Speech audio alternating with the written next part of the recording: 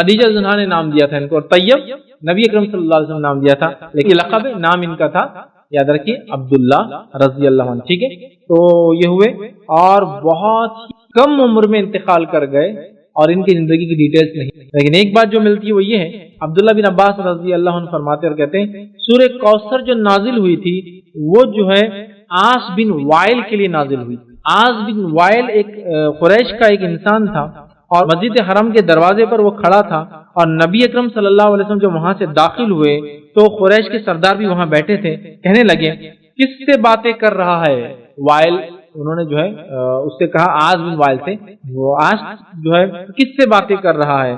तो कहने लगा, नऊज़ बिल्लाह, इस अबतर से मैं बातें कर रहा हूँ। इस शख्स ने अल्लाह के रसूल को अबतर कहा, टॉन्ट मारा, यह कहकर कि अब ये बे औलाद है, इसकी नस्ल खत्म हो गई, मतलब जनरेशन। अल्लाह के रसूल जब बेटे का इंतकाल हुआ तो इसने अबतर का टॉन्ट मारा, और जब लोगों ने, सरदार की कुरैश ने पूछा कि किससे बात कर रहा है, तो कहा, मैं अबतर से बात कर रहा हूं। अबतर का माना होता है जिसकी जनरेशन, नस्लें लड़का ना होने से आगे नहीं बढ़ेंगी।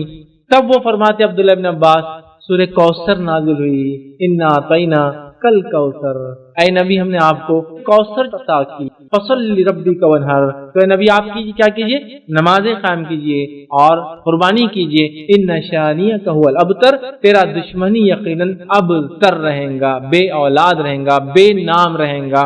और हम जानते हैं नबी अकरम सल्लल्लाहु अलैहि वसल्लम को कोई लड़का नहीं था, मतलब जो जिया और जिससे नस्लें चली, लेकिन अल्लाह के रसूल सल्लल्लाहु अलैहि वसल्लम का नाम दुनिया में हर वक्त, हर जगह, हर घड़ी, हर पल लिया जाता है।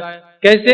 अभी हम बात कर रहे हैं, और भी कई जगह 10 दुरूद चल रहे हैं, और अजानें कहीं फजर की हो रही तो कहीं जोहर की हो रही है, और यहाँ जोहर की होंगी इसके बाद, तो अजानों में नाम लिया जा रहा है, मजलिसों में नाम लिया जा रहा है, दुरूद में नाम लिया जा रहा है। अल्लाह के रसूल का नाम तो क़यामत तक बाकी है। ये अबतर रहा, इसकी औलाद होने के बावजूद भी इसका नाम लेने वाला कौन नहीं। अब कौन इसका नाम लेगा? मैंने इसलिए आज का नाम आज बिन वाइल बोलकर, तो आपने सुना होगा, ये खुश हो रहा है कि अल्लाह के रसूल की नस्ल खत्म, दावत खत्म, मिशन खत्म, तो ये तो इसका नाम लेने वाला ही को बचा नहीं। अल्लाह के रसूल को औलाद, लड़का ना जिंदा रहकर, बड़ा ना होकर, औलाद जनरेशन आगे ना बढ़कर भी आपके नाम लेने वाले लोग करोड़ों की तादाद में, बिलियंस में लोग नाम, और क़यामत तक लेते रहे। समझ रहा? इस वजह से उलमा लिखते हैं कि इनकी पैदाइश नबुव्वत के बाद हुई, हालांकि कुछ नहीं, ये भी लिखा पहले हुई, लेकिन ज्यादा बेहतर ख्याल लगता है वो नबुव्वत के बाद वाला है, और बहुत ही कम उम्र इन्होंने बहरहाल पाई थी रिवायतों में। ठीक है, कितनी कोई तफसीलात नहीं, शायद चंद माह, 2-4 महीने, 3 महीने, 1 महीना, बहुत छोटे होते हैं ना, एकदम छोटे बच्चे इंतकाल कर, वल्लाहु आलम। बहरहाल आइए कुरान में गौर व फिक्र करना, और कुरान में गौर व फिक्र की जब मैं बात कर रहा हूँ तो जाहिर सी बात है कुरान का पढ़ना उसमें शामिल है। पढ़ेंगे तो गौर व फिक्र करेंगे, किसी भी चीज को पढ़ेंगे नहीं तो गौर व फिक्र उसमें होता ही नहीं, तो जाहिर सी बात है कुरान का पढ़ना और उसमें गौर और फिक्र करना। याद रखिए, कुरान को नहीं पढ़ना और गौर व फिक्र नहीं करना, ये सबसे बड़ी अलामत है ईमान में कमजोरी की, और इलाज के लिए सबसे पहली चीज यही करना पड़ेगी, क्योंकि इसके अलावा इलाज नहीं। याद हम लोगों का मसला ये है कि जब भी कुरान के बारे में, कुरान के पढ़ने के बारे में कहा जाता है, तो मैं समझता हूँ, अल्लाह रहम करे, उम्मत के पास 100 से ज्यादा वजूहात किसी भी वक्त होती है, मतलब at any given point of time 100 से ज्यादा रीजन वो कोट कर सकते हैं, हम कुरान क्यों नहीं पढ़ रहे हैं। जगह अच्छी नहीं है, फला अच्छा नहीं है, मौका अच्छा नहीं है, हालात अच्छे नहीं, मैं अच्छा नहीं हूँ, जूता पहना हूँ, सर पे टोपी नहीं है, फला नहीं है, ये नहीं है, ऐसा नहीं है, वैसा नहीं है, पड़ोस में ऐसा, इसका वैसा, मेरी सोच वैसी है, अभी मसरूफ हूँ। 100 बहाने किसी भी वक्त हमें मिलेंगे नहीं पढ़ने के, और इन बहानों में सबसे खतरनाक और संगीन बहाने क्या मालूम आपको? ये वजूहात में से संगीन वजूहात क्या है? समझे तो भटक जाते, ये सबसे डेंजर बात है। कुरान को पढ़े तो भटक जाते, कुरान को समझने से जिन लपट जाता।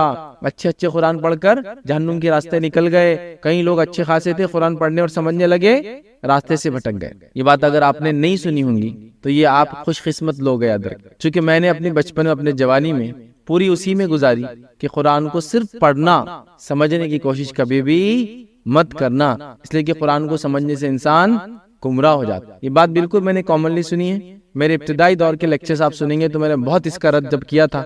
जो लोग जैसे जैसे घटिया और फालतू दलाइल लाते थे, सुन सुन के भी कभी ताज्जुब होता था, और आज उन चीजों पे गौर करके आंख पर रोंगटे खड़े हो जाते कि लोग कैसी कैसी बातें करते। एक मरतबा एक साहब ने, जो अपने आप को मुफ्ती कहते थे, मैं मजाक नहीं कर रहा हूँ, अंदर अल्लामा मुफ्ती, वो कहने लगी कि कुरान को पढ़ने से लोग गुमराह हो जाते हैं। जब दलील मांगेंगे तो उन्होंने एक दलील विधि युज़िल्लु बिही कसीरन, कुरान की आयत सूरह बकरा, अल्लाह इसके जरिए कईयों को गुमराह कर। क्या देखो, بولا تھا نا میں قرآن پڑھنے سے گمراہ ہو جاتے ہیں، تو بہت تعجب ہوا، کیونکہ ہم لوگ تو بہرحال انگلش میڈیم سے پڑھے تھے، اور انگلش میڈیم کے پڑھنے کا ایک فائدہ تو ہوا تھا کہ بغیر حوالے کی تو کوئی بات پلے پڑتی نہیں تھی اور سمجھ میں آتی نہیں تھی۔ تو کہا ریفرنس کہاں ہے؟ جب انہوں نے حوالہ دیا، حوالہ لے لیا، تو ہم نے اتنا تو سننا نہیں تھا، پوری آیت پڑھی۔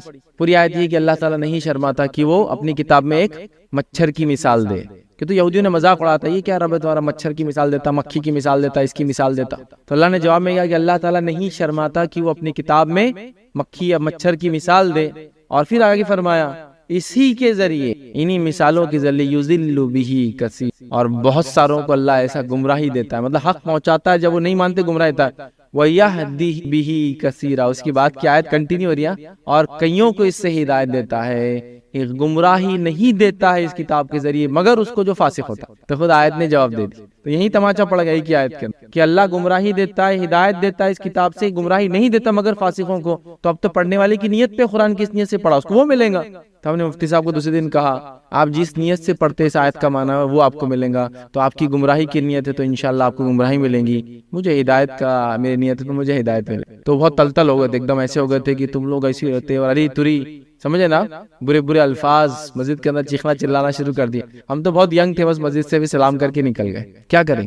تو یہ زمانہ تھا۔ تو قرآن میں غور اور فکر کرنا، پڑھنا تو ہے ہی، پڑھنے سے اوپر ہم جا رہے ہیں، ہم غور و فکر کی بات کر رہے ہیں۔ اور یاد رکھیے قرآن خود بار بار اپنے اندر غور و فکر کی دعوت دیتا ہے، بار بار اپنے اندر غور و فکر کی دعوت دیتا ہے، چونکہ قرآن میں غور و فکر امت نے چھوڑ دیا، اس کو پڑھنا، اس کو سمجھنا امت نے چھوڑ دیا، اس کے اندر سے اس کے خزانے، اس کے اندر جو چھپے ہوئے چیزیں آتا کہ نکالنا چھوڑ دیے۔ پتہ نہیں زمین کے نیچے کے دفینوں کے پیچھے پڑے ہوئے ہو، آسمان سے جو گرنے والے دفینوں کے پیچھے پڑے ہو، مطلب جو آنے والا ہے اس کے پیچھے پڑے ہو، جو خزانے اس کے اندر چھپے ہیں ان خزانوں کو ہم نے کھولنا، ایکسپلور کرنا، ڈھونڈنا چھوڑ دے، یاد رکھے، جس کے نتیجے میں آج در در بھٹک رہے ہیں اور در در پر جا کے مانگنا پڑ رہا ہے، بھکاری بن چکے ہیں۔ لیکن جہاں غور و فکر کر کے ہم دنیا میں نجات پا سکتے تھے، جس میں غور و فکر کر کے قوموں نے نجات پایا ہے، جس میں غور و فکر کر کے قوم عروج پر آتی ہے، جس کو چھوڑ کر قوم زوال کی طرف جاتی ہے، یاد رکھیے وہ کتاب کو ہم نے چھوڑ دیا۔ یہ کتاب خود اپنے اندر غور و فکر کی دلیل ہے، یاد رکھیے۔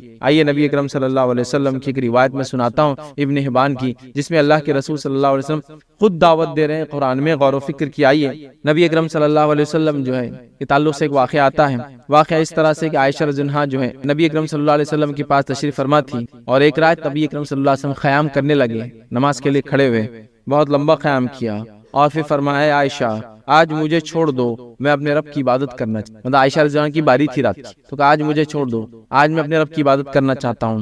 نبی اکرم صلی اللہ علیہ وسلم کھڑے ہوئے، میں حدیث کا مفہوم رکھ رہا ہوں، کافی لمبی حدیث ہے، اور نماز پڑھتے رہیں، اور نماز پڑھتے رہیں، اس میں گر گڑاتے رہیں، اللہ تعالیٰ سے دعائیں کرتے رہیں، اتنا روئے کہ آپ کی آنکھوں کے گڑھے جو آنسو سے بھر گئے، کیونکہ ہوتا ہے نا روتا انسان تو آنسو یہاں کے اٹک جاتے بہت دیر، پھر اتنا روئے، وہ کہتی ہے کہ نبی اکرم صلی اللہ علیہ وسلم کی داڑھی تر ہو گئی، پھر اتنا روئے نبی اکرم صلی اللہ علیہ وسلم کی داڑھی سے آنسو گر کے زمین پہ گرنے لگے، اور زمین پہ اس سے نشانات بننے لگے، ظاہر سی آنسو گر رہے ہیں، اور نبی اکرم صلی اللہ علیہ وسلم وہاں رو رہے ہیں، اور یہی حالت میں آپ کھڑے رہے، رات بھر کھڑے رہے، حتیٰ کہ فجر کا وقت ہو گیا، بلال رضی اللہ عنہ اذان کے لیے جانے لگے، تو جاتے جاتے نبی اکرم صلی اللہ علیہ وسلم کے پاس آئے، اور آپ کی کیفیت دیکھی کہ آپ رات بھر سے کھڑے تھے، رو رہے تھے، اور یہ کیفیت کو دیکھ کے آپ رکے رہے۔ جب نبی اکرم صلی اللہ علیہ وسلم سلام پھیرا تو آپ نے کہا اللہ کے رسول صلی اللہ علیہ وسلم آپ کے تو اللہ نے اگلے پچھلے سارے گناہ معاف کر دیے، پھر بھی یہ حالت۔ تو نبی اکرم صلی اللہ علیہ وسلم نے فرمایا اگر میرے اگلے پچھلے گناہ معاف ہے تو پھر میں کیوں نہ اللہ کا شکر گزار بندہ بنوں، اب تو میں اور زیادہ کروں گا، بلال تم جاؤ اذان کے لیے جاؤ۔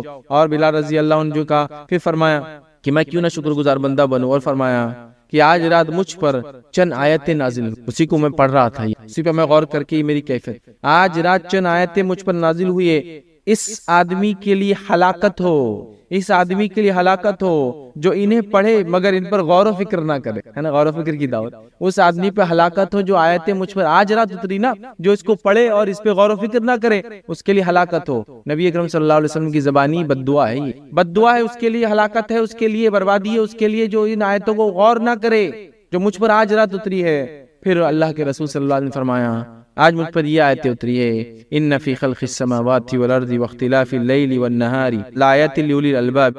تو آپ نے آیتوں کی تلاوت کی، یاد رکھیے، سورہ آل عمران کی آیت نمبر 190 اور 191، اس کی تلاوت کی، یاد رکھیے، جس کا معنی ہے بے شک زمین و آسمان کی پیدائش میں اور رات اور دن کے آنے جانے میں عقل مند لوگوں کے لیے نشانی ہے، لآیات لأولی الالباب، یہ اوپر جو کچھ ہے، اردو میں لب لباب سنا ہوگا نا، الباب اوپر کے خانے میں کچھ ہے تو ان کے لیے زمین و آسمان کی پیدائش میں اور رات و دن کے آنے جانے میں نشانیاں ہیں۔ پھر فرمایا اور ان لوگوں کی صفتیں کیا ہے جو آسمان اور زمین میں غور و فکر کرتے ہیں، رات اور دن میں غور و فکر کرتے ہیں، یہ وہ ہے جو اللہ کا ذکر کرتے ہیں کھڑے سے اور بیٹھے سے، اور زمین و آسمان کی پیدائش میں کیا کرتے ہیں؟ غور و فکر کرتے ہیں، ہے نا، غور و فکر کرتے۔ دنیا نے ان آیتوں کو لے لیا، دنیا نے زمین و آسمان میں غور و فکر کرنا شروع کر دیا اور بہت آگے بڑھ گئی۔ افسوس کی بات ہے بس وہ ایمان سے دور ہے۔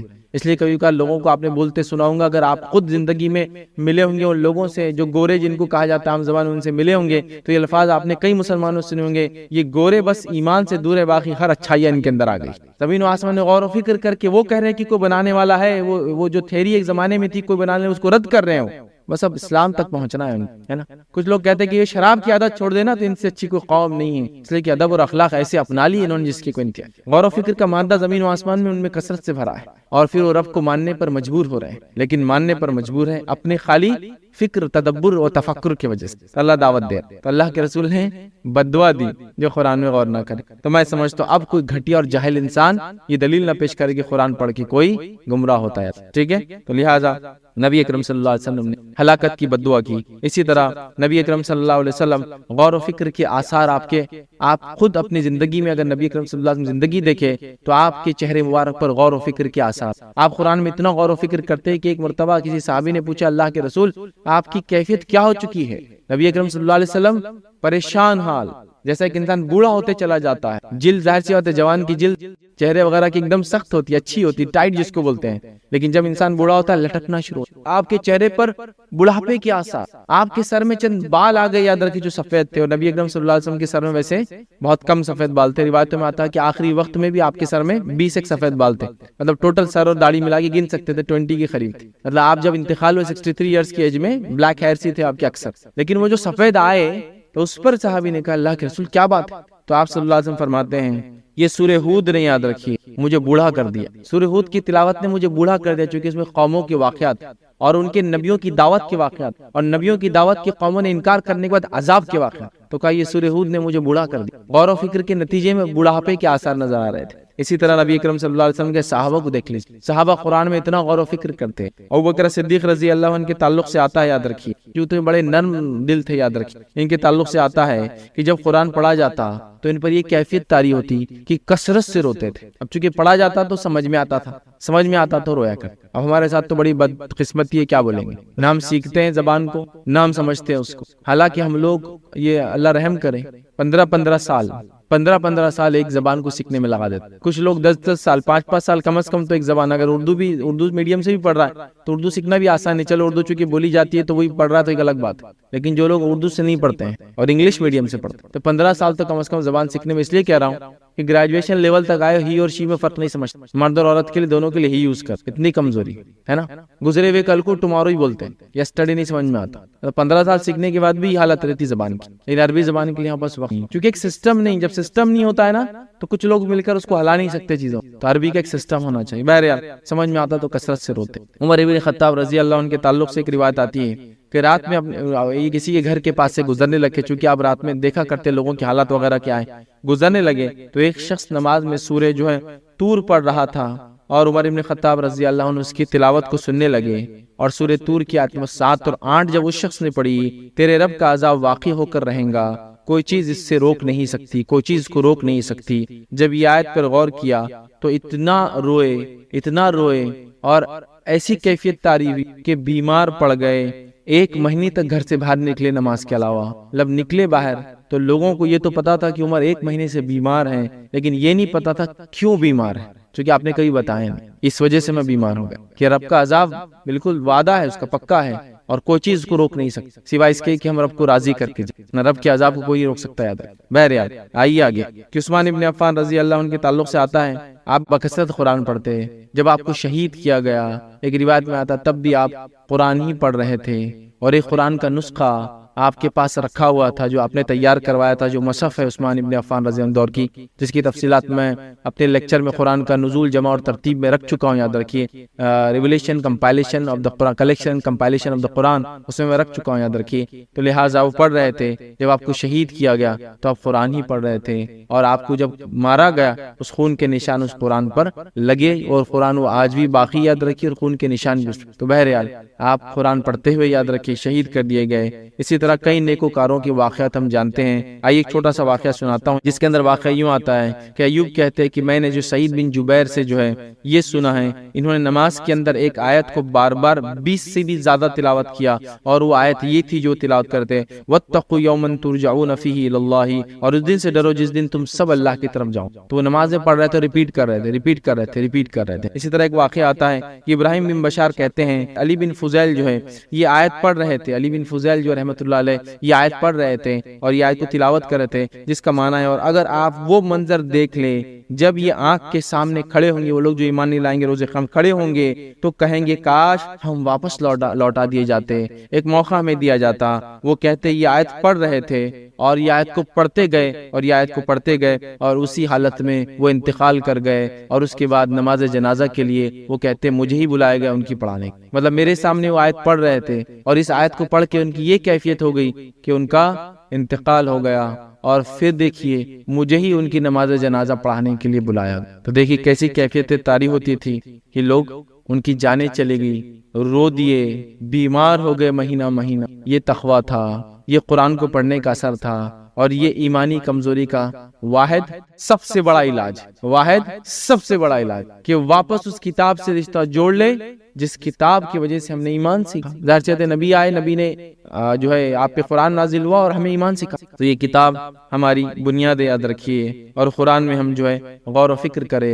اللہ تعالیٰ خود دعوت دیتا ہے۔ آئیے قرآن میں سورہ ابراہیم آیت 25 میں اللہ کیا فرماتا ہے، وَيَضْرِبُ اللَّهُ الْأَمْثَالَ لِلنَّاسِ، اور اللہ تعالیٰ لوگوں کے لیے مثالیں بیان کرتا ہے، لَعَلَّهُمْ يَتَذَكَّرُونَ، تاکہ وہ نصیحت حاصل کرے۔ دوسرے مقام پہ فرماتا ہے، سورہ حشر کی آیت نمبر 21 میں فرماتا ہے، اور یہ مثالیں ہم لوگوں کے لیے بیان کر رہے ہیں تاکہ وہ غور و فکر، تو یہاں بھی جو ہے غور کرنے کی دعوت دی گئی۔ تو قرآن ہمیں غور و فکر کی دعوت دیتا ہے۔ آئیے علامہ ابن قیم الجوزی رحمہ اللہ ایک بڑی اچھی رہنمائی ہماری کرتے ہیں، اور رہنمائی کے الفاظ میں آپ کے سامنے دہراتا ہوں۔ وہ بیان کرتے ہیں کہ قرآن کے ذریعے دل کی سختی کا علاج کرنے کے لیے دو چیزیں لازم، دل کی سختی ایمانی کمزوریوں کا علاج کرنے کے لیے قرآن سے اگر کرنا ہے تو دو چیزیں لازم ہیں۔ پہلی چیز کیا ہے سن لیجئے، قرآن پڑھتے ہوئے اپنے دل کو دنیا سے نکال کر آخرت میں لے جائے، اور تصور کرے ان سارے مناظر کا جو مناظر قرآن بتا رہا ہے، جب تم مطالعہ کر رہے ہو انہیں اچھی طرح سمجھے اور ایسے جانے جیسے میرے ساتھ یہ معاملہ ہونے والا۔ پہلا کام کرنا ہے، جب پڑھ رہے ہو تو غور کر کے اپنے آپ کو اس آیت میں ڈبا لینا ہے، اور وہ سب سوچنا ہے میں اپنے اوپر لاگو کر کے شاید میرے ساتھ ہو رہا ہے۔ پہلا کام یہ کرنا پڑتا، تو دلوں کے زنگ دھل جاتے، ایمانی کمزوریاں نکل جاتی ہیں۔ دوسرا کہتے ہیں، دوسری چیز جو کرنا ضروری ہو کیا ہے، دوسرے نمبر پر قرآن کے معنی اچھی طرح سمجھنے کے بعد سوچے کہ یہ سب کیوں بتایا جا رہا ہے، آخر کیوں بتا رہا اللہ یہ واقعات پرانے، سوچو اس پر۔ پھر وہ کہتے ہیں کیوں بتایا جا رہا ہے، اس مقصد کو جان کر اپنی اصلاح کرے، اگر قومیں برباد ہوئی تو کیوں ہوئی، سوچو اور اصلاح کرو۔ وہ کہہ رہے ہیں اصلاح کرے، اپنے دل کے اندر جو بیماریاں موجود ہیں ان کو قرآن کی روشنی میں دیکھے، ان کا انجام دیکھے، اور اس کے نتیجے میں اپنے آپ کو بدلے۔ اس طرح جب دل کی بیماریوں پر قرآن کو فٹ کرے گا تو اللہ کی توفیق سے سب بیماریوں سے دل پاک ہو جائیں۔ تو یہ دو چیزیں ضروری ہے قرآن کو پڑھتے وقت۔ تو پہلا کام، سب سے زبردست کام، سب سے اہم کام، جس میں سب سے زیادہ ہم کو ہوتا ہے، قرآن میں غور و فکر شروع کرنا پڑے گا اگر ایمانی کمزوریوں کو ہم دور کرنا چاہتے ہیں ریئل سے۔ باقی سب چھوٹ چھاٹ چلر چیزیں ہوں گی، یاد رکھیے۔ ہم لوگوں نے پتہ نہیں ایمانی کمزوریوں کیا کیا بنا لیا ہے نا، ان کے پاس بیٹھ جاؤ تو ایمانی کمزوریاں دور ہو جا رہی، یہ کھا لو تو ایمانی کمزوریاں دور ہو جا رہی، چلے کہیں چاہو تو ایمانی کمزوریاں دور آ جائے کوئی نہیں ہوتا، یاد رکھیے یہ کرنا پڑتا ہے۔ خود قرآن سے دور ہے پوری زندگی اور بڑے ایمان میرا کمزور ہوتا ہے، نہیں، اس سے رشتہ جوڑنا ہے، سب سے واحد، سب سے اول، سب سے بڑا کام۔ آئیے نبی اکرم صلی اللہ علیہ وسلم زمانے میں ایک شخص تھے اور وہ نماز کو کسی نے ان کو آگے بڑھا دیا، وہ ہر رکعت میں جو ہے سورہ فاتحہ کے بعد سورہ اخلاص پڑھتے اور پھر جو سورہ اور ایک پڑھتے، یا ایک سورہ پڑھتے اور سورہ اخلاص پھر پڑھتے۔ تو کسی نے جا کے نبی اکرم صلی اللہ علیہ وسلم سے کمپلین کر دی کہ یہ ہر رکعت میں جو ہے سورہ اخلاص پڑھتے ہیں، قل هو اللہ احد۔ نبی اکرم صلی اللہ علیہ وسلم انہیں بلایا اور کہا کہ تم ایسا کیوں کرتے ہو، ہر رکعت میں جو ہے سورہ اخلاص کو پڑھتے ہو، ایسا کیوں کرتے ہو؟ تو انہوں نے کہا کہ اللہ کے رسول، مجھے اس سورت سے محبت ہو گئی۔ نبی اکرم صلی اللہ علیہ وسلم نے فرمایا یہ تیری محبت تجھے نجات دلا دیں گے. چونکہ سورہ اخلاص مطلب توحید سے محبت تھی. تو ایسا محبت ہو سکتی ہے مجھے سورہ یاسین سے محبت ہو کہ میں بار بار پڑھتا ہوں, سورہ رحمان مجھے اچھا لگتا ہے بار بار پڑھتا ہوں, سورہ زلزال سے مجھے محبت ہے میں اس کو دہراتا ہوں, سورہ اخلاص سے محبت ہے, سورہ فلق اور سورہ ناس سے کی حفاظت کرتی ہے, سورہ بقرہ سے مجھے محبت ہے چونکہ اس سے اللہ نے اتنے فضائل دیے, کوئی حد نہیں انشاءاللہ ایسی محبت کر سکتا ہے انسان. یہ تو بات ہو گئی رمضان کی اہمیت کی. رمضان میں قرآن کا نزول ہوا, یہ سب سے بڑی اہمیت ہے رمضان کی. میں چاہوں گا کہ قرآن کے بارے میں کچھ آپ روشنی ڈالیں, قرآن کی اہمیت و فضیلت کے بارے میں. کچھ باتیں تو آپ نے پیش کری, لیکن جیسے نماز, اگر نماز کا ترک کرتا ہے کوئی آدمی, نماز کو جان بوجھ کے چھوڑتا ہے, جیسے اللہ کے رسول کے جیسے کسی نے نماز کو چھوڑ دیا, جان بوجھ کے چھوڑ دیا, تو کیا قرآن کا پڑھنا واجب ہے, فرض ہے یا سنت ہے, یا قرآن نہیں پڑھتا ہے کوئی آدمی, سرے سے ہی نہیں پڑھتا, تو اس کے لیے کیا وعیدیں ہیں؟ دیکھیے قرآن کا پڑھنا تو ہم پر فرض ہے جی, کیونکہ اللہ کی کتاب ہے, بالکل, اس کا حق ہے کہ اس کی تلاوت کی جائے, ہمارے لیے اس کا پڑھنا فرض ہے, ٹھیک ہے. لیکن یہ ویسا فریضہ نہیں ہے جو 5 فرائض اسلام کے, توحید, نماز, روزہ, زکوٰۃ, لیکن یہ وہ کتاب ہے جو بتاتی ہے یہ چیزیں کیسی کرنا اور اس کا حکم. جیسا نماز, توحید, نماز, روزہ, زکوٰۃ, ہمیں کیسے پتا چلا یہ فریضہ ہے؟ چیزوں کی طرف جانے کا یہ مین بنیاد ہے. قرآن نے تو کہا نماز قائم کرو, پھر آپ نے فرمایا کہ نماز فرض ہے. قرآن نے تو کہا حج کرو, پھر آپ نے فرمایا حج فرض ہے ایک بار زندگی میں. قرآن نے تو کہا زکوٰۃ دو, پھر آپ نے بتایا کتنی دو, کیسے دو, زکوٰۃ فرض ہے. تو قرآن تو وہ مین بک ہے جو اشارہ کر رہی ہے. اب قرآن نہ پڑھنے کی کیا نقصانات ہو سکتے ہیں؟ ایک تو اللہ نے فرمایا قرآن کے اندر جو قرآن نہیں پڑھتا اس کی معیشت ہم زن کا, اس کی دنیا کی زندگی ہم برباد کر دیتے ہیں. یعنی ایک طور سے ہم کہہ سکتے ہیں کہ 5 پلرز کی بیس قرآن ہے, اسی پہ تو پلرز ہیں. جی, تو قرآن جو نہیں پڑھتا اللہ اس کی زندگی کو تنگ کر دیتا ہے. معیشت زن کا قرآن نے کہا وَنَحْشُرُ يَوْمَ الْقِيَامَةِ أَعْمَى, اور روز قیامت اس کو اندھا اٹھائیں گے اللہ تعالیٰ. اللہ اکبر, ایسا سچ اندھا اٹھیں گا روز قیامت, چونکہ دنیا میں آنکھیں ہوتے ہوئے اس نے اللہ کلام کو نہیں پڑھا. اسی طرح ایک جگہ کہا کہ جو اللہ کے ذکر سے آراز کرتا ہے اللہ تعالیٰ اس کے اوپر ایک شیطان حاوی کر دیتا ہے, اور وہ ہمیشہ قرین اس کے اوپر چپکا ہوا رہتا ہے, ہمیشہ اس کے اوپر سوار رہتا ہے, اس کو ہدایت کی طرف نہیں جانے دیتا ہے. قرآن کا نہ پڑھنا دنیا کی زندگی برباد کرنا ہے, قرآن کا نہ پڑھنا اپنے آپ کو مصیبت میں ڈالنا ہے, قرآن کا نہ پڑھنا دنیا کی اندھیرے کی وجہ, قرآن کا نہ پڑھنا نور سے دوری ہے, قرآن کا نہ پڑھنا آخرت میں اندھا اٹھائے جانے کی وجہ ہے, قرآن کا نہ پڑھنا قبر کے اندر سب سے پہلے عذاب ہونے کی وجہ ہے. اسکول کا یا اکیڈمکس کا, تعلیم کا سال شروع ہو چکا ہے, اور کم و بیش پورے ملک کے اندر گرمیوں کی چھٹی کے بعد انسٹیٹیوشنز, کالجز, اسکولز اور ادارے جو ہے کھلنا شروع ہو گئے. تو تعلیم کی چرچا ہے, کم از کم 1 مہینہ تو یہ سلسلہ چلے گا کہ بچے کون سے اسکول میں جا رہے ہیں, سلیبس کون سا ہے, اب یہ سال کون سا ہے, بچہ 8ویں میں آ گیا تو اس کو یہ پڑھائیے, 9ویں میں آ گیا تو فلاں کیجیے, 10ویں میں یہ کرنا ہے. اور یہ تمام تر باتیں یاد رکھیے ڈسکشن کا موضوع ہے, ٹاپک ہے, بولا جا رہا ہے, سنا جا رہا ہے, کہا جا رہا ہے, اور 97% سے زیادہ بچے انہی انسٹیٹیوشن اور کالج اسکولز میں جا کر پڑھتے ہیں. تو بہرحال چند باتیں, چونکہ اسکول کالج شروع ہو رہے ہیں تو میں نے مناسب سمجھی لاسٹ ایئر پچھلے سال ہم نے اسکول کے تعلق سے کچھ باتیں آپ کے سامنے رکھی تھی کہ کون سے اسکول یا اسکول کا سلیکشن کیسے کریں, اور رکھنے کی کوشش کی تھی کہ تعلیم کی اہمیت کیا ہے اور کیسے اسکول یا ادارے میں آپ کے بچے کو ڈالنا چاہیے. اس بار جو بات آپ کے سامنے رکھنے کی کوشش کروں گا وہ یہ ہوں گی انشاءاللہ عزیز کے بوسٹنگ اسکلز ان دس انوویٹو ورلڈ, مطلب اس جدید دنیا کے اندر اپنی صلاحیتوں کو کیسے آگے بڑھائے جو کہ تبدیل ہوتی جا رہی ہے. مطلب جو دنیا جو تبدیل ہو رہی ہے اس کے اندر اپنی صلاحیتوں کو ایک انسان اور ایک بچہ, اسٹوڈنٹ بھی اور ایک انسان بھی, چاہے بڑے ہو چاہے چھوٹے, سب کو بڑھانا ہے. وجہ کیا ہے؟ چونکہ جس رفتار سے دنیا چل رہی ہے یاد رکھیے, اور جو تبدیلیاں سائنس ٹیکنالوجی کے اعتبار سے اس میں آ رہی ہے, اور اس کے نتیجے میں سارے انڈسٹریز مطلب جس فیلڈ میں آپ ہو وہاں تبدیلی آ رہی ہے. اگر کوئی انسان کھیتی بھی کرتا تھا تو کاشتکاری کی چیزوں میں بھی کافی تبدیلی آ چکی ہے, آج مختلف چیزیں آ چکی ہیں, مختلف باتیں آپ سن رہے ہیں, حتیٰ کہ آپ یہ بھی سن رہے ہیں کہ جب بارش نہیں ہو رہی ہے اور راکٹ کے ذریعے بارش برسائی جا رہی ہے. ٹیکنالوجی یہی کہ بادلوں کے اندر راکٹ چھوڑا جا رہا ہے, وہ اندر جا کے بادلوں کو جو امپریگنیٹ کر رہے, مطلب برسنے کے لائق بنا دے رہے ہیں, اور اس کے بعد بارش برس جا رہی ہے اس علاقے میں جہاں بادل نہیں وہاں بادل بنائے جا رہے ہیں. تو آپ دیکھیے یہ تبدیلی آپ سائنس اور ٹیکنالوجی کے نتیجے میں ہم کو ملی. یاد رکھیے جو اللہ رب العزت نے انسانیت کو صلاحیت دی ہے ہر فیلڈ میں, یہ تو میں نے ایگریکلچر, اب سائنس ٹیکنالوجی کمپیوٹر کی جو دنیا ہے, آپ موبائل استعمال کریں, کتنی جدیدیت, کتنا ماڈرنزم آیا, اور ایسا لیپ لیا اسپیشلی ٹیکنالوجی نے کہ بیچ کا ایک بہت بڑا حصہ خالی رہ گیا. جس کی مثال میں یوں دے سکتا ہوں, جو لوگ کمپیوٹر کی انڈسٹری سے جن کا تعلق ہے, سافٹ ویئر ڈیولپمنٹ کرتے تھے لوگ, مہینہ بھر 2 مہینے اور 3 مہینے اور 4 مہینے میں کسی کوڈنگ کی جا رہی تھی,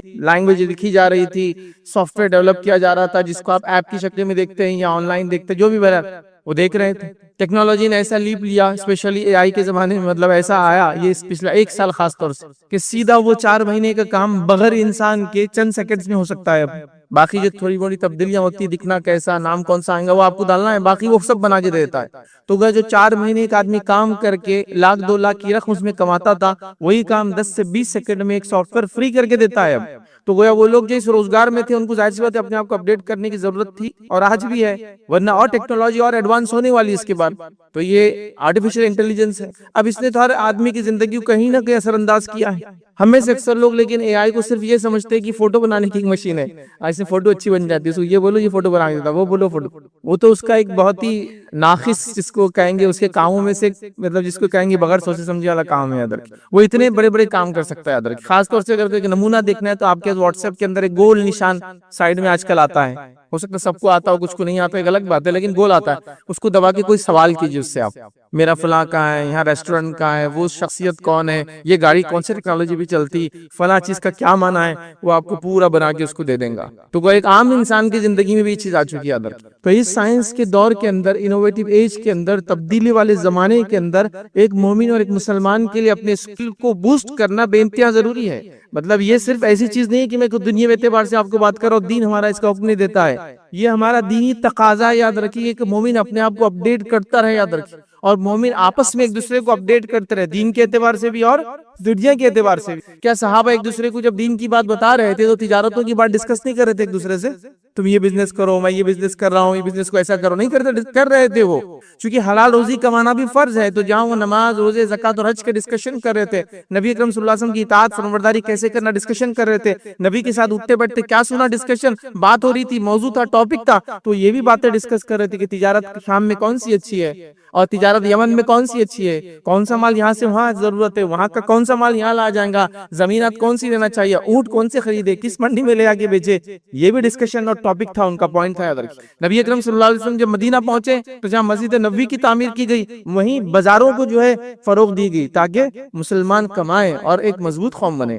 تو اسکلز کو آگے بڑھانا ہے، صلاحیتوں میں آپ کو آگے بڑھنا ہے، ایک مومن پیچھے رہ ہی نہیں سکتا، یاد رکھیے۔ تو لہٰذا بوسٹنگ اسکلز، اپنے اسکلز کو، اپنی صلاحیتوں کو، اپنے فن کو، اپنے ہنر کو آگے بڑھانا ضروری ہے، چاہے آپ جس فیلڈ میں ہو، اور خاص طور سے سائنس اور ٹیکنالوجی جو کام اب کر رہی ہے۔ اگر ہم نے اپنی صلاحیتوں کو نہیں بڑھایا تو آپ نے کئی لوگوں کی زبان سے یہ بات سنی ہوگی کہ اب ابا کی نوکری 2 مہینے میں جانے والی ہے، 3 مہینے بعد ہماری کمپنی بند ہونے والی ہے، اگر 2 مہینے میں نے یہ نہیں کیا تو یہ چیز مجھ سے اب چھین جانے والی ہے، اگر یہ اپڈیٹ نہیں کر کے سرٹیفکیٹ میں نے لا کر نہیں پروڈیوس کیا تو مجھے اب یہ جاب سے نکال دیا جانے والا ہے۔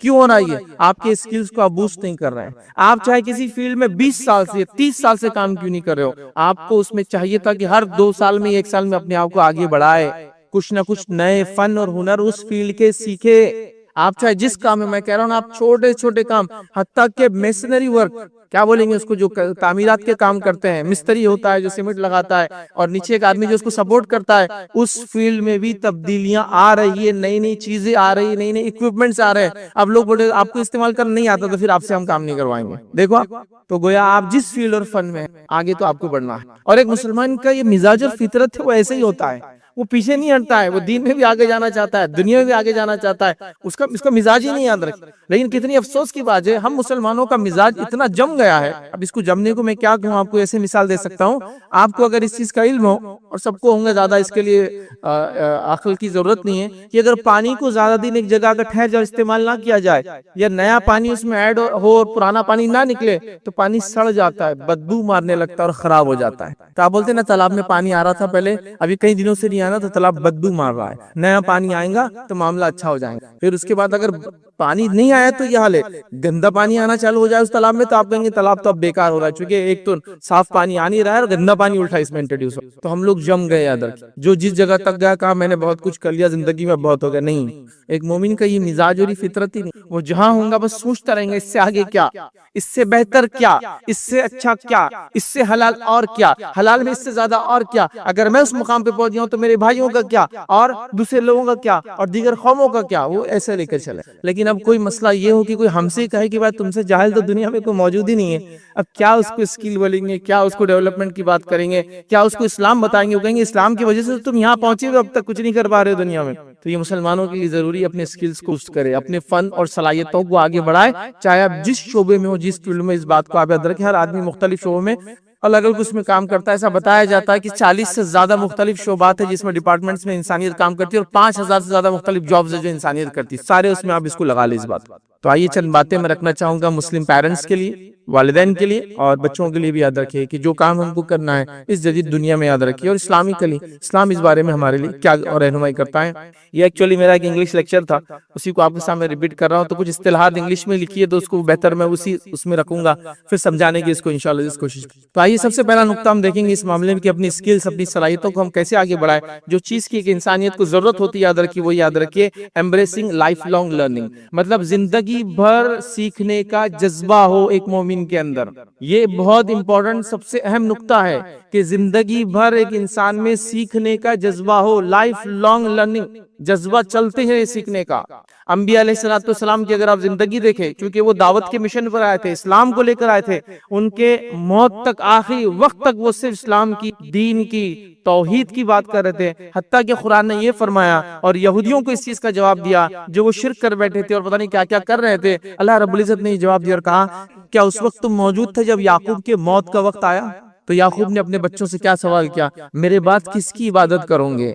لائف لانگ لرننگ، یہ بھی سیکھ رہے تھے اور مرنے تک سکھا رہے تھے. کیا کہا؟ میرے بعد کس کی عبادت کروں گے؟ بچوں نے کہا ہم ابراہیم کے رب، اسماعیل کے رب، اسحاق کے رب، اللہ کی عبادت کر. تو لائف لانگ لرننگ چل رہی ہے. ایک نبی مطمئن نہیں تھا کہ میرے بچے تو توحید پر ہی ہوں گے، زندگی بھر میرے ساتھ رہے، مجھے دیکھا نہیں، مطمئن نہیں تھے. سکھایا جا رہا ہے، پھر پوچھا جا رہا ہے، ریوزٹ کیا جا رہا ہے، مطلب پھر سے سوال کیا جا رہا ہے کیا ہے تمہارا معاملہ، میرے بعد کیا ہوگا. تو لائف لانگ، تو تعلیم کا معاملہ، پڑھائی کا معاملہ، سیکھنے کا معاملہ، ہنر سیکھنے کا معاملہ پیدائش سے موت تک چلتا ہی رہیں گا. یاد رکھ. آپ بولیں گے پیدائش سے کیسے ہنر سیکھتا؟ ہاں، پیدائش سے ہنر سیکھتا ہے ایک بچہ. اس کو سکھانا پڑتا ہے کہ لائٹ بند ہے تو سونا ہے تجھے، لائٹ کھلی ہے تو جاگنا ہے. ڈاکٹر بولتا ہے اس کو لائٹ بند رکھو اور پھر دودھ ہی مانگے تو مت دو. اس کو معلوم ہونا کہ لائٹ بند ہے تو سونا چاہیے. تو وہاں سے لرننگ شروع ہو گئی اس کی. اس کو بتایا جا رہا ہے، ماں بول رہی ہے اگر کچھ چاہیے تو بولنا، ایسا آواز کرنا، ہاتھ پیر ہلانا. تو جب ماں اس کو دودھ پلاتی ہے تو لائف لانگ لرننگ ہے، پیدائش سے اسکل شروع ہو رہی ہے. یاد رکھیے آپ، ٹھیک ہے. تو یہ ہم کو سیکھنا پڑے گا. یاد رکھو اسلام یہی چاہتا ہے کہ ہم زندگی بھر سیکھتے رہیں، زندگی بھر آگے بڑھتے رہیں. بتائیے ہمارے باپ آدم علیہ السلام کو جو فرشتوں کو فضیلت ملی، جو پوائنٹ، جو نقطہ اللہ نے بتایا فرشتوں کو کیوں آدم تم سے افضل ہے، وہ کیا تھا کہ اللہ نے پوچھا بتاؤ ان تمام چیزوں کے نام اگر تمہیں علم ہو تو. اور آدم علیہ السلام، فرشتوں نے کہا ہم کو تو کچھ بھی نہیں پتا اس معاملے میں سوائے اس کے جو تو نے ہمیں بتایا ہے. جب آدم سے کہا کہ آدم سے پوچھا کہ بتاؤ ان چیزوں کے نام، تو آدم علیہ السلام نے فر نام بتانا شروع کر دی. تو کہا میں جانتا ہوں تم جانتے نہیں ہو. تمہارا سوال تھا آدم کو کیوں پیدا کر رہا ہوں، یہ میرا جواب ہے. تو آدم علیہ السلام کی صلاحیت کیا تھی؟ علم. جو ان کو اسماء، نام سکھائے تھے اللہ نے چیزوں کے، جو انہوں نے بول دیا. کیا جو بھی چیز جنت میں ہوں گی جس کے نام سکھائے جائے یا پتہ نہیں، واللہ عالم، جو دنیا میں آنے والی چیزیں تھی سب بتا دی کہ آدم علیہ السلام کو انہوں نے اس کے نام لے لیے. تو یہی تو فضیلت تھی ہمارے والد کی دیگر مخلوقات پر. اور اگر ہم مسلمان جو اسلام میں ماننے والے ہیں، اسلام کو ماننے کا دعویٰ کرتے ہیں، اور ہم تعلیم اور علم میں پیچھے رہ جائیں، کیسے ہو سکتا؟ ہو ہی نہیں سکتا. زندگی بھر سیکھنا ہے، چاہے میں پڑھا لکھا ہوں چاہے میں پڑھا لکھا نہ ہوں. ہنر تو آگے بڑھتا رہوں. تجارت کر رہا ہوں تو تجارت میں نیا کیا کیسے ہو رہا ہے، کہاں سے لوگ لا رہے ہیں، کیسے بنا رہے ہیں، میں کیوں نہیں بنا سکتا ہوں، میں کیوں نہیں لا سکتا ہوں، ہم کیوں نہیں کر سکتے. ہمارے سوچ ہونا چاہیے.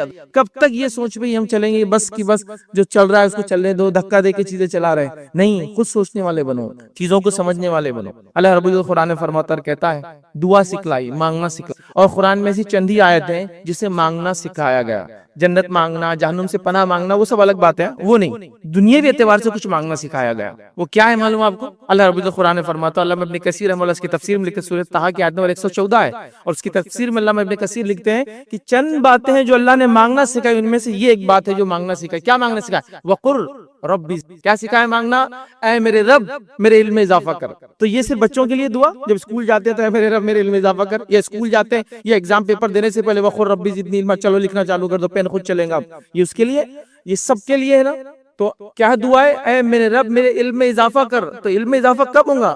یہ کوئی ہوا میں آنے والی چیز نہیں کہ سونگ کے اضافہ ہو جائے گا. علم میں اضافہ کر، جب دعا کر رہا ہے تو آدمی کوشش کریں گا نا، چونکہ دعائیں کوشش کے بعد ہی ہوتی ہے. کوشش کے بغیر دعاؤں کا کیا فائدہ؟ اے اللہ میرے رزق میں اضافہ کر. صبح اٹھنا تو سیکھ, اے اللہ میرے رزق میں اضافہ کر. ارے ہنر تو سیکھ, اے اللہ میرے رزق میں اضافہ کر. گھر سے نکل تو صحیح باہر, اے اللہ میرے رزق میں اضافہ کر. دکان تو کھول وقت پر, خالی دعائیں کریں گے رزق میں اضافے کی. تو یہ ہمارا حال ہے. تو دعائیں ایسی نہیں ہے. تو جب کہا جا رہا ہے وقل رب زدنی علما, اے اللہ میرے علم میں اضافہ کر, تو اس کا معنی کیا ہوا؟ کوشش بھی کر علم حاصل کرنے کی. تو کر رہے ہیں کیا آپ؟ اپنے فن میں, اپنے فیلڈ میں, اپنے ہنر میں, دین میں, کسی چیز میں بھی نہیں ہے. کب آخری بار آپ نے چند صورتیں سیکھی ہوں گی بچپن میں, اس کے بعد آج تک کوئی اپڈیٹ نہیں ہے. آخری بار کب آپ نے ایک دعا سیکھی ہوں عربی میں, اس کا کوئی اپڈیٹ نہیں. اس کے بعد آپ کی جو بھی عمر آج ہے, وہ بچپن میں 7 سال میں 4 دعائیں سیکھی تھی, بس اتنے یاد ہے. اب 25 سال میں تو کچھ ہوا نہیں, اس کے بعد پھر ٹائم ہی نہیں ملا. تو ایسے کیسے یار؟ دین اور دنیا دونوں میں تم کو اپڈیٹ ہونا تھا علم کے بارے میں, کیوں نہیں ہوئے؟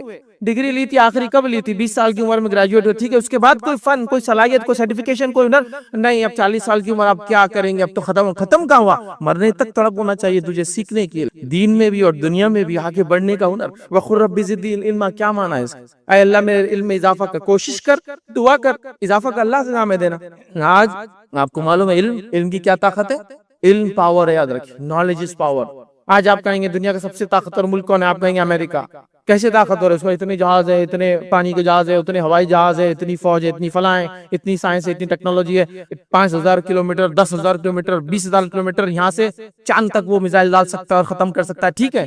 لیکن یہ کیسے آئی؟ یہ طاقت, یہ قوت, یہ صلاحیت. تو آپ کہیں گے کیسے آئی؟ علم, بیسس علم تھا اس کا. طاقت نہیں تھی کہ بہت وہاں لوگوں نے باڈی بلڈنگ کی تو ہتھیار بننا چالو گے, نہیں. انہوں نے دماغ کو بڑھا دیا تو جب وہ ہوا. اور قوموں کی پہچان بھی ایسی ہوتی ہے, یاد رکھیں, جو قوموں کا مزاج ہوتا ہے وہ پہچان بھی ہوتی ہے, اور اسی سے پہچانی بھی جاتی ہے. جن قوموں کا مزاج علم سیکھنے کا ہے, وہاں آپ کو لائبریریز ملیں گی اور ان کی عقلیں بڑی ملیں گی اور پیٹ چھوٹے ملیں گے. جن قوموں کا مزاج ہوٹلوں میں جانے کا ہے, عقلیں چھوٹی اور پیٹ بڑے ملیں گے اور ہوٹلیں ملیں گی ان کے علاقوں میں. دیکھیے آپ فخر اور ہنر سے کہہ رہے ہیں کہ ہم نے فلاں ہوٹلیں کھول دی, ہمارے علاقے میں صرف ہوٹلیں, ہماری عورتیں کھانا بھی نہیں بنا رہی. یہ کوئی بوسٹ کرنے والی یا بوسٹ کرنے والی, مطلب بڑاپن بتانے والی کوئی چیز نہیں ہے. یہ بڑا ہونا چاہیے تھا عقل. تو جن لوگوں نے لائبریریز کھولی انہوں نے عقلوں کو بڑھایا, جنہوں نے ہوٹلیں کھولی انہوں نے صرف پیٹ بڑھائے. میں ہی نہیں کہہ رہا ہوں ہوٹل کھولنا کوئی بری بات, چائے پینا کوئی بری بات, بالکل نہیں. میں کہہ رہا ہوں لیکن یہ کوئی چیز نہیں ہے کہ آپ نے اس کو کر کے سمجھ رہے آپ 30 ماہ بہت بڑا کام کر لیا. یہ کچھ بھی نہیں ہے. یہ تو کوئی دوسری قوم بھی آ کے آپ کو سروس دے سکتی ہے آپ کے علاقوں کے اندر, ہے نا, دے سکتی نا کوئی دوسری قوم میں آ کے. آپ کا نہیں, آپ کا تو منصب کچھ اور تھا, آپ کا مقام تو کچھ اور تھا, آپ کی اڑان تو کچھ اور تھی, آپ کہاں بیٹھے ہوئے؟ یہ بتانا چاہ رہا ہوں. تو یہاں اللہ نے کہا وقل رب اللہ میرے علم میں اضافہ کر. پہلی آیت کیا نازل ہوئی؟ جو میں کہہ رہا ہوں کہ ہم کو لائف لانگ لرننگ ایمبریس کرنا ہے. اقرا بسم اللہ. یہ آیت جب نازل ہوئی تو مکہ کا حال کیا ہے؟ جب آیت نازل ہوئی, شرک عام ہے, ہاں. زنا عام ہے, ہاں. سمجھ رہے آپ؟ ولد الزنا عام ہے, ہاں. میں عائشہ فرماتی شادی کے 4 طریقے. ایک عورت کے پاس کئی مرد آتے تھے, چلے جاتے تھے, بچہ پیدا ہوتا ہو جس کی طرف اشارہ کرتی بچہ اس کا ہو جاتا. کئی مرد آتے ایک عورت کے پاس, بچہ جس کی صورت کا تھا اس کے نام پہ کر دیا جاتا, وہ اس کا باپ بن جاتا. یہ سب تو حال تھا شادی بیاہ کا. مطلب زنا عام, شادی کے نام پہ بھی جو چیز ہوتی ہے زنا ہی تھی. یہ سب چیزیں عام تھی. لوٹ مار عام, جھوٹ بولنا عام, سب چل رہا ہے. اس کے بعد بھی آیت کیا نازل ہو رہی ہے؟ شرک سے رکو نازل نہیں ہو رہی ہے, حلال کماؤ نازل نہیں ہو رہی ہے, ریپ مت کرو نازل نہیں ہو رہی ہے, لوٹ کے مت کھاؤ یہ نازل نہیں ہو رہی ہے. کیا نازل ہو رہی ہے؟ اقرا بسم ربک الذی خلق, پڑھ اپنے رب کے نام سے جس نے پیدا کیا. ہاں, بنیاد دی جا رہی ہے. توحید کی بنیاد بھی علم ہے, پڑھ. حلال کی بنیاد بھی علم ہے, پڑھ. لوٹ مار سے کب رکیں گا؟ جب جینا سیکھیں گا سماج میں, پڑھ. اقرا بسم, اتنی برائی ہونے کے بعد بھی اقرا والی آیت آتی ہے. Read in the name of your Lord, پڑھ تیرے رب کے نام سے جس نے پیدا کیا. تو پڑھائی چھوڑ کے ہم سب کر رہے ہیں, اور پڑھائی جو کر رہے ہیں وہ کیسے پڑھے لکھے, اس کو پڑھے لکھے بولنا بھی غلط ہے. لکھے لکھے ہم لوگ جو تھوڑا بہت پڑھتے ہیں نا, لکھ رہے ہیں صرف ایگزام میں, چیٹ کر رہے ہیں صرف. مشہور ہے ہمارے علاقے, ہماری بستیاں کی یہاں سب سے زیادہ چیٹنگز ہوتی ہے. اور آپ کو پتا ہے قومیں خوش بھی ہے اس پر کہ ان کو ایسی کرنے دو, یہ ایسی نکلیں گے. یہ دوسری قومیں دیکھیں چیٹنگ سے روک رہی ہے. اگر ہمارے پاس کوئی چیٹنگ سے کسی کو روک دے تو بولیں گے یہ ٹیچر قوم کا غدار ہے, یہ اسکول قوم کے خلاف ہے, بچوں کو چیٹنگ نہیں کرنے دے رہا, بچے آگے نہیں بڑھ رہے. بیوقوف انسان, قوم میں چاہتی کر, تو نشہ کر, تو بول, تو ایسی دنیا میں جی جا تجھے لگے تو کامیاب ہے. بس جلا رہے ہیں آپ کو اس دنیا کے اندر. سوچو, غور کرو. یہاں کہا جا رہا پڑھ اپنے رب کے نام سے اس نے پیدا کیا. تو اب پڑھنا ہے, علم سیکھ. تو ریڈنگ کو ایمبریس کرو, پڑھنے کی عادت ڈالو. علم کی بنیاد ہے. بغیر پڑھے کے علم کیسے آئیں گے مجھے بتاؤ؟ میں نے کوئی کتاب نہیں پڑھی لیکن مجھے علم ہے, یہ علم نہیں ہوتا. یاد رکھیں, کیسے آپ ویریفائی کریں گے جو میں نے سیکھا وہ علم تھا؟ پڑھو, ریڈنگ. اب کتنا ریڈ کر رہے ہیں, میں کیا بولوں. چلیے دنیا چھوڑ دیجئے, دین میں آخری بار قرآن کب پڑھا تھا؟ چلیے قرآن پڑھا تھا اور میں روز پڑھتا ہوں, تو آخری بار ترجمہ کب پڑھا تھا؟ نہیں, وہ تو کبھی نہیں پڑھا. تو پھر دین میں بھی تو اپڈیٹ نہیں ہونا بھائی اب تک. کیسے کیا چلیں گے, کیسے آگے بڑھوں گے؟ جو کتاب اللہ نے نازل کی اس کو بھی نہیں سمجھتے ہو، اس کو بھی نہیں پڑھتے ہو، پڑھتے ہو تو مانا نہیں سمجھتا ہے، تو کیا پڑھا تم نے؟ تو ریڈنگ کی عادت رہی نہیں، اتنا کم پڑھا جاتا ہے، اتنا کم سوچا جاتا ہے، اتنا کم سمجھا جاتا ہے، اتنا کم لیا جاتا ہے جس کی کوئی انتہا نہیں آتی۔ تو اللہ کے لیے ریڈنگ شروع کر دو، اس لیے کہ بنیاد ہے علم کی، اس کو میں کہوں گا ایکسٹینسو ریڈرز بن جاؤ، بس پڑھنے والی قوم ہو، کتاب ملی کی شروع ہو جائے۔ بچہ کتاب سے ہی بھاگ رہا ہمارے پاس، کتاب ملی کی، کبھی کبھار کچھ چیزیں بری لگتی ہے لیکن سمجھنا پڑے گا۔ کسی نے ایک بار سوال کیا تھا کہ بچوں کو پڑھائے کیسے، کب وہ پڑھیں گے؟ تھوڑا سا جواب کڑوا لگے گا لیکن حقیقت ہے، بچے آپ کے اور میرے تب پڑھ سکتے ہیں جب وہ ایک بمن یا برہمن اور ایک یہودی بچے کے ساتھ کتاب کے ساتھ بیٹھنا تو سیکھے، بیٹھنا تو سیکھے کتاب کے سامنے۔ اس کو کتاب کے سامنے بیٹھنا ہی نہیں آتا ہے، گول گھوم رہا ہے، کلاٹیاں مار رہا ہے، الٹا لٹکا ہوا، کیسے بیٹھنا تو سیکھے کتاب کے سامنے، تب تو ریڈنگ شروع ہوں گی، اس کے بعد پروسیس ہے نا۔ تو ایک برہمن بچے کو دیکھیے، وہ کتاب کے سامنے بیٹھتا ہے، اس کو آلتی پالتی مارتے ہیں، پیروں میں پیر پھنسا کے بیٹھ گیا، اب وہ اٹھنا نہیں ہے 2-2 4-4 گھنٹے۔ ایک یہودی بچے کو دیکھیے، اس کے والدین کیسے پڑھا رہے ہیں، وہ کتابوں سے اس کی محبت ہے پہلے، اس کے بعد وہ سب پڑھ جا رہا ہے، سائنس، ٹیکنالوجی، اس کا مذہب اور یہ اور وہ دشمنی کیسے قوموں سے نکالنا، چالے کیسے، سب سیکھتا ہے، لیکن ریڈنگ کے بعد علم حاصل کرتا کتابوں سے، چاہے صحیح ہے چاہے غلط، وہ ڈسکشن بعد میں ہوگا، لیکن وہ پڑھ تو رہا ہے نا۔ آپ اور میں کیا پڑھ رہے ہیں، اللہ کی کتاب کتنا پڑھ رہے وہ دیکھ لو، مسائل اگر ہے دین کے وہ کتنا سیکھ رہے وہ دیکھ لو، اس کے بعد دنیا کا کیا حال ہے، آپ کتابوں کا حال دیکھ لو، نئی کی نئی کتاب آ رہی ہے سال کے آخر میں، نئی کی نہیں چلی جا رہی ہے۔ کیا بچے نے مینٹین کیا کتاب؟ مینٹین کہاں سے، پڑھا نہیں بول کے ایسی ہو، سمجھ رہے آپ، پڑھے جائیں گی تو پھٹ جائیں گی، ورق نکل جائیں گے۔ علم کی بنیاد ریڈ، پڑھو، جس کو میں کہوں گا ریڈ اینڈ گرو، پڑھو اور بڑھو، بنیاد ہے، پڑھو اور بڑھو، دین میں بھی پڑھو اور بڑھو، دنیا میں بھی پڑھو اور بڑھو۔ تو اب آپ بزنس سے بیٹھے ہیں، اب آپ کام کرتے ہیں، اب آپ ٹریولنگ کرتے ہیں، اب آپ مارکیٹنگ کرتے ہیں، اب آپ کو خالی ملتا ہے کتاب، اب معمول کی اتنی کتاب تو ایک ہفتے میں پڑھنا ہے، جو پڑھنا ہے پڑھو، شروعات کرو کتاب، کوئی بھی کتاب، جو مضمون جو سبجیکٹ ہے، تفسیر پڑھنا ہے پڑھو، سیرت پڑھنا ہے پڑھو، ظاہر سی بات ہے یہ تو بنیاد ہے، اس کے علاوہ حدیث پڑھنا ہے پڑھو، اس کے علاوہ جو بھی سائنس پڑھو، پڑھنے کی عادت ڈالو کہ وہ آفس میں کتاب جس کو میں 4 پڑھنے پڑھتا ہوں، صبح نکلتا ہوں تو 4 پیج قرآن کے پڑھ کے نکلتا ہوں، رات آتا ہوں تفسیر کے 4 پیج پڑھ لیتا ہوں، دن میں ٹائم ملتا ہے کمیوٹ راستے میں ٹریولنگ کرنے میں تو یہ پڑھ لیتا ہوں۔ پڑھنے کی عادت، اور کوشش کرو اسکرین سے مت پڑھو، کتابوں سے پڑھو، کتابوں کی جو پڑھنا، فزیکل کتاب پڑھنے کے جو بینیفٹ ہے اسکرین میں پڑھنے میں نہیں آتے ہیں، اور پڑھو جب کتاب تو ایک نصیحت کروں گا، اس چیز کو، ان پوائنٹس کو لکھ لیا کرو، کتاب میں لکھا کرو، عادت ڈالو، کیونکہ اب بار بار آپ کو وقت نہیں ملے گا دوسری کتاب میں لکھنا، اسی میں لکھنے کی عادت ڈالو، پوائنٹس لکھو، ٹک مارک کرو، بعد میں آگے لکھتے جاؤ کہ یہ پیج میں نے یہ لکھا تھا، کہ ایک بار ریڈ کر لیا تو اس کے ساتھ ساتھ آپ نے اس کو لکھ بھی لیا، پوائنٹس بنا دی، تاکہ اگلی بار کسی سے بات کرنا تھا تو آپ کے ڈسکشن کے لیے تھا، میں نے یہ پڑھا تھا یہ پیج پہ۔ عادت ڈالو، چاہے دینی کتاب پڑھ رہے ہو، چاہے سیرت کی کتاب پڑھ رہے ہو، چاہے حدیث پڑھو، لکھا کرو، تاکہ آپ کو یاد رہے گا یہ امپورٹنٹ حدیث تھی، یہ فلاں تھا، اس سے آپ کا ایک ذخیرہ ہوتا ہے۔ تو پڑھو اور بڑھو، تو زندگی بھر علم سیکھنے کی خواہش ضروری ہے۔ دوسرا پوائنٹ یاد رکھیں جو ہمارے لیے ضروری ہے آج کے جدید دور میں، یاد رکھیے اگر اپنے سکلز کو بوسٹ کرنا ہے، وہ ہے یاد رکھیں کہ ڈیولپنگ یا enhancing critical thinking. Critical thinking کیا ہے؟ تنقیدی سوچ، جس کو تھوڑا سا اور ایک لفظ اضافہ کروں گا، لفظی تو یہ معنی ہوتا ہے تنقیدی سوچ، مثبت تنقیدی سوچ، چونکہ امت مسلمہ میں تنقیدی سوچ تو زبردست ہے، اتنی کی صرف قوم ہے، اس میں ہم کو پکڑ بھی نہیں سکتی، مثبت نہیں ہو، تیرے داڑھی میں ایک بال سفید ہوگا، اس کو دور سے دکھتا ہے 1 کلومیٹر دور، اس کی برائیاں، قوم کی برائیاں، بچوں کی اپنی برائیاں، علم میں وہ پیچھے، قوم کہاں جا رہی وہ نہیں دکھتا، لیکن باقی سب نیگیٹو سوچ جو ہے، مطلب جس کو بولیں کریٹیکل تھنکنگ، نیگیٹیوزم میں لگایا پورا منفی۔ آپ سے مثبت تنقیدی سوچ مطلب کیا ہے؟ سوچو، غور و فکر کرو، کیوں، کیا، کیسے، کب، یہ سب بہت امپورٹنٹ چیز، سیکھو، تنقید کرو، مطلب چیزوں کو غور کرو، کیسے ہو سکتا ہے، کیوں ہو رہا ہے، ایسا ہی کیوں ہو رہا ہے، اس کو میں تبدیل کیسے کر سکتا ہوں، یہ تنقید، کریٹیکل تھنکنگ، یہ بنیاد یاد رہی کسی بھی ایک کمیونٹی کی جو بستی ہے دنیا میں کچھ کرنا چاہتی، کیا ہے واپس، مثبت تو نہیں ہے، منفی۔ خواتین سے کہا جائے کہ بھائی سوچ پیدا کیجئے تنقیدی، تو خواتین موڈی بھائی ہم کو کہاں سمجھ رہا، ہمارے پاس وقت کہاں ہے، لیکن ماشاءاللہ ہماری خواتین کو تنقیدی سوچ منفی دینا تو ایسا آتا ہے، اللہ کہ ایک عورت بالکل ہنسی خوشی سے ایک بار محفل میں آ گئی، اس کے شوہر نے ایک حیدرآباد سے گوٹ لایا، وہ گوٹ پہن کے آ گئی، اس عورت کو 400 نگ میں سے 55 نگ دکھ جاتا ہے برابر، ارے باجی یہ سیکنڈ دکھ رہے 55 نگ اس میں، تنقیدی سوچ تو ہے لیکن وہ نیگیٹو ہے، مثبت نہیں، منفی والی دیکھ برابر نکالی۔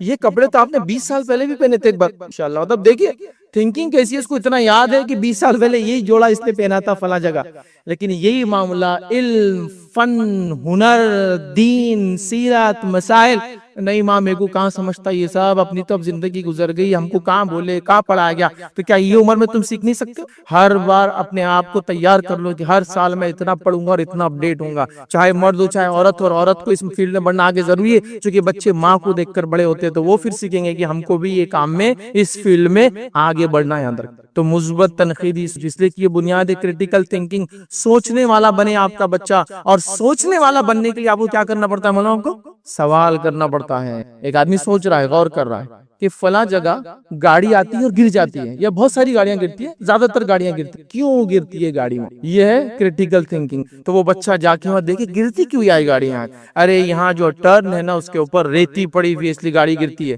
یہ کریٹیکل تھنکنگ ہے. اب کیا کرنا ہے پھر اس کے بعد, اس ریتی کو بازو کرنا, یہ ہمارا کام ہے. اس کا ثواب بھی ملے گا اور لوگ گریں گے بھی نہیں. ماشاءاللہ ہوا. تو یہ ہے کیوں لوگ گر رہے ہیں, میں سوال, یا سوال اس کی بنیاد ہے. لیکن ہمارے پاس مسئلہ یہ کمیونٹی کا حال یہ کہ بچوں کو سوال نہیں کرنے دیا جا رہا ہے. چپ بیٹھو, سوال مت کرو. یہ کپڑے اتنے میں کیوں مل رہے ہیں, وہ گاڑی ایسی کیوں ہے, ہم وہ کیوں نہیں لے سکتے, وہ آدمی یہ کیوں کھا رہا ہے. چپ بیٹھو, سوال نہیں میرے کو, کیا کرنے کا اپنے کو, لیکن کچھ بنیادی سوال ہے, دو اس کو جواب.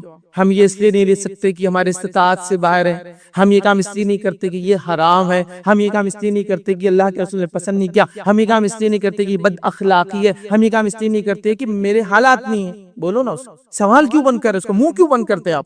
چونکہ سوال کرنا علم کی پہلی سیڑھی ہے, فرسٹ اسٹیپ ہے کوسچن. سوال کرنا چاہیے. کیوں سوال ہی نہیں, کریٹیکل تھنکنگ کریں گا تو سوال کریں گا, سوال اٹھائیں گا. اور آپ کو پتا ہے دنیا کے اندر بڑے بڑے ایسے کام ہیں جو لوگوں نے صرف سوال اٹھا کر, یا ایسے فیلڈز ہے, ایسے ادارے ہیں جو صرف سوالات پر ہی چلتے ہیں. آپ نے اگر کبھی پڑھا ہوگا سقراط جس کو اردو میں بولتے ہیں, اس کا ایک فلسفہ تھا. پورا فلسفہ صرف سوال ہے, سوال کر کے جواب تک پہنچنا. اس کو پورا فلسفہ ہے سوال کی بنیاد پر جواب تک پہنچنا. اسی فلسفے میں بنا ہے پورا جوڈیشل سسٹم, سوال کر کے جواب تک پہنچنا. سوال بنیاد ہے. پورا جرنلزم اس پہ بسا ہوا ہے. سوال کیا آتا ہے, ایسا کیوں, ایسا کب, یہ فلاں. سوال سے سوال بڑی چیز. آج جو آپ دیکھ رہے مساجد, جماعتیں, تنظیمیں بھی اپڈیٹ ہوئی. کیوں اپڈیٹ ہوئی معلوم؟ 10 سال پہلے سوال نہیں پوچھتا تھا, اب سوال پوچھتا ہے انسان. ممبر سے اترتے ہی مولوی صاحب یہ کہاں سے بولے, تو پہلے تو بول دیتا تمہارے باپ نے بھی پوچھا, تم کیسا پوچھ رہے مجھ سے, اب نہیں بول سکتا ہو. کیونکہ نوجوان بچے بولتے اچھا میں ابھی پوچھتا ہے AI سے, وہ بتا دے گا میرے کو جواب. تو پھر مولوی صاحب کو بہت اپڈیٹ رہنا پڑ رہا. سوال نے لوگوں کو اپڈیٹ کر دیا, تنظیموں کو اپڈیٹ کر دیا. جماعتیں اب گھبرا رہی ہے, کوئی بھی بات نہیں کر رہا, اللہ مغلم, اس لیے سوال ہونے والا ہے. نیکسٹ کوسچن دیکھیے, سوال نے کیا کیا, لوگوں کو بدعت سے بچا لیا. سوال نے جو ہے شرک کو ختم. سوال اٹھاؤ. ہاں, دین میں انبیاء کی موجودگی میں بے جا سوال کرنا جائز نہیں. اب نبی چلے گئے, اب عالموں سے سوال کرنے منع نہیں ہے. وہ جو منع تھا نا, وہ انبیاء کی موجودگی میں بے جا سوال انبیاء سے نہیں کرنا. چونکہ اگر انبیاء ہاں بول دے تو وہ چیز فرض ہو جاتی ہے, وہ ایک الگ بات. لیکن اس کا معنی ہے کہ عالموں سے سوال بھی نہ کریں ہم, دنیاوی اور دینی اسکالر سے بات بھی نہ کریں ہم. یہ کون سی بات ہوئی یار, یہ تو بنیاد ہے علم کی. سوال نہیں کریں گے تو آگے کیسے بڑھیں گے فن میں؟ تو کریٹیکل تھنکنگ کے لیے بیسس ہے کوسچن, سوال. بچوں کو سوال کرنے دو, سوال کرنے والا بناؤ. کہ تم نے وہاں دیکھا ہوا آدمی گرا ہوا تھا, تم نے سوال کیوں نہیں کیا, کیوں گرا ہوا ہے؟ تم نے سوال کیوں نہیں کیا یہ کام ایسا کیوں رہا؟ تم نے اب تک کیوں نہیں پوچھا یہ چیز کیسی چلتی ہے؟ سوال کرو مجھ سے, تم, میں جواب دیتا ہوں. تم ایک مشہور جو ہے میتھمیٹیشین تھے, جیفری لینگ. وہ غیر مسلم تھے, عیسائی تھے, امریکن ہیں. اب حیات ہے نہیں مجھے نہیں پتا, واللہ عالم. لیکن میں نے ان کا انٹرویو سنا تھا کافی زمانہ پہلے. 80s میں ایمان لائے تھے. جب اسلام قبول کیا تو اس کے بعد ایک کتاب لکھی, ایون اینجلز آسک. ابھی بھی آپ کو امیزون وغیرہ ملیں گی. حتیٰ کہ فرشتے بھی سوال پوچھتے ہیں. ہوا کیا تھا, جب انہوں نے اسلام کو سمجھنا شروع کیا اور جانے لگے لوگوں کے پاس کہ مولوی صاحب اس کا جواب کیا ہے, امام صاحب, تو لوگ بولتے تھے سوال نہیں, دین میں سوال نہیں. نتیجہ یہ ہو گیا کہ انہوں نے پھر خود سے قرآن پڑھنا شروع کیا, کیونکہ اب کوئی جواب ہی نہیں دے رہا ان کو. جو ایک ریشنل مائنڈ ہے, ایک میتھمیٹیشین ہے, پڑھا لکھا امریکہ کا انسان ہے, فرسٹ ورلڈ کنٹری میں سب سے جدید دنیا کے مطلب ملک میں رہ رہا دنیا کے, وہ سوال کریں گے. اسلام قبول کے بعد ایک کتاب لکھا. کیا کتاب لکھی ہے؟ Even angels ask. حتیٰ کہ فرشتے پوچھتے ہیں. کیوں لکھا یہ کتاب؟ وہ انہوں نے لکھا کہ جب اللہ نے آدم کو بنایا تو فرشتوں نے سوال کیا, ایسی مخلوق کیوں بناتا ہے جو قتل و غارت گیری کریں گی, خون بہائیں گی, جبکہ ہم موجود رہتے ہیں تصویر بیان کرنے کو. تو اللہ نے کیا جواب دیا؟ میں جانتا ہوں تم جانتے نہیں ہو. تو انہوں نے کہا جب فرشتے بھی اللہ سے سوال کر سکتے ہیں تو مجھے کیوں روکا جا رہا سوال کرنے سے؟ سوال کرنا بنیادی حق ہے انسان. دین میں بیجا سوال انبیاء سے کرنا منع تھا. عالموں سے سیکھنے کی نیت سے آپ کیجئے, بیجا ان سے ہی مت کیجئے, ان کا ٹائم ویسٹ ہوگا. صحیح بات ہے.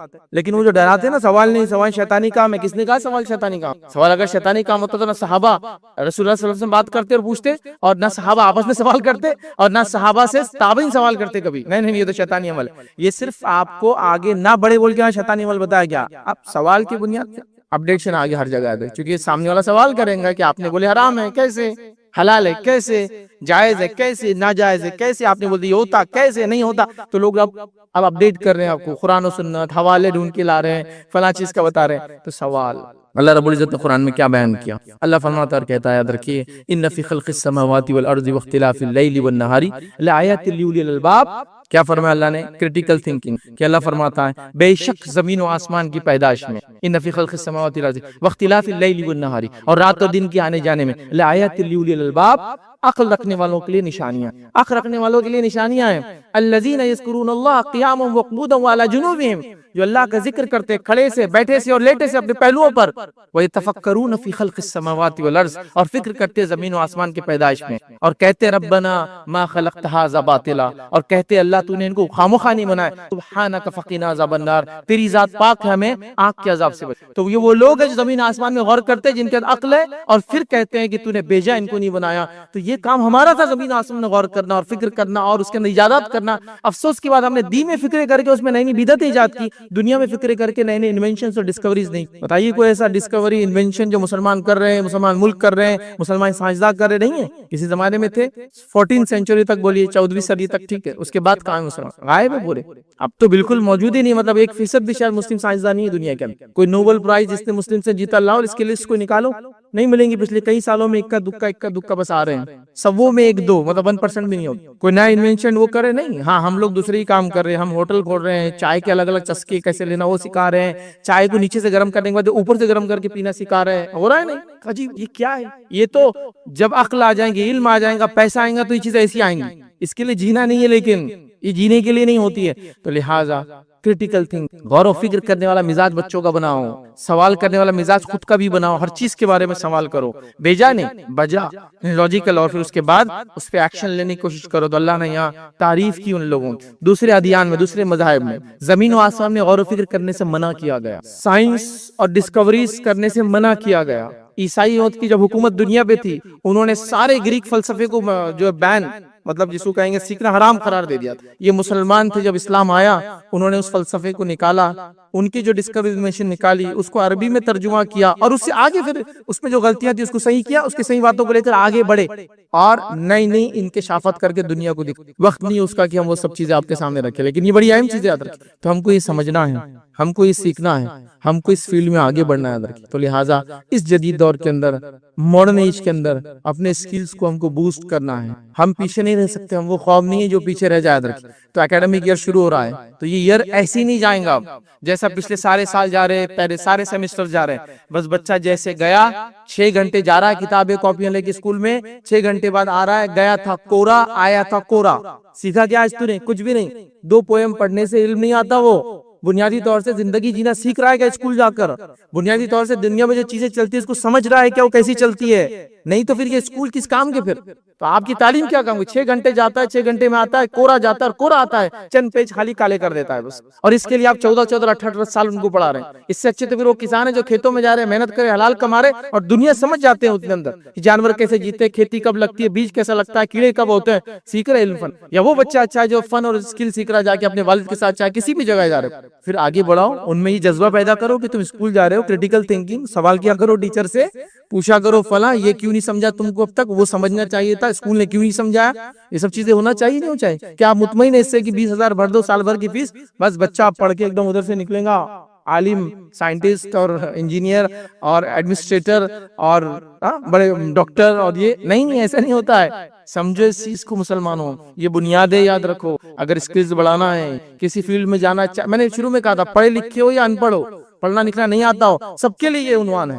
چونکہ ایک آدمی پڑھا لکھا نہیں بھی ہے تو اس کو اپنی صلاحیتوں کو آگے بڑھانا ہے. جو بھی وہ کام کرتا ہے اس کے اندر نئی نئی ٹیکنالوجیز آ رہی، نئی نئی چیزیں اس میں آ رہی. دیکھیں کوئی فیلڈ اٹھا لیجیے آپ. میں نے تو آپ کو یہاں تک ایگزامپل دے دیا کہ ایک مستری کو بھی اپنے آپ کو اپڈیٹ کرنا ہے اس زمانے میں. پھر آپ لوگ کیسے پیچھے رہ بڑھیے آگے نکلیے آگے. اسلام یہی چاہتا ہے، یہی امید کرتا ہے. یاد رکھیں کہ ہم لوگ یہ کریں. یہ 2 پوائنٹس تھے انشاءاللہ عزیز. آنے والے جمعہ کے اندر اگلے پوائنٹس رکھنے کی کوشش کروں گا چونکہ امپورٹنٹ اور اہم عنوان ہے. میں چاہتا ہوں کمیونٹی اس چیز کو سمجھے. بہت ہائی ٹائم ہے، ایسا نہ ہو کہ اس سے 10 سال بعد ہم پھر پچھتائے رو روئے 10 سال میں اس لیے کہہ رہا ہوں کہ سائنس اور ٹیکنالوجی کے زمانے میں 10 سال لمبا عرصہ ہوتا ہے. اب وہ زمانے لگے 50 سال بعد دنیا بدلیں گی، 100 سال، نہیں 10 سال بہت ہو گیا. 10 سال مطلب 2 حکومتیں بدلیں گی.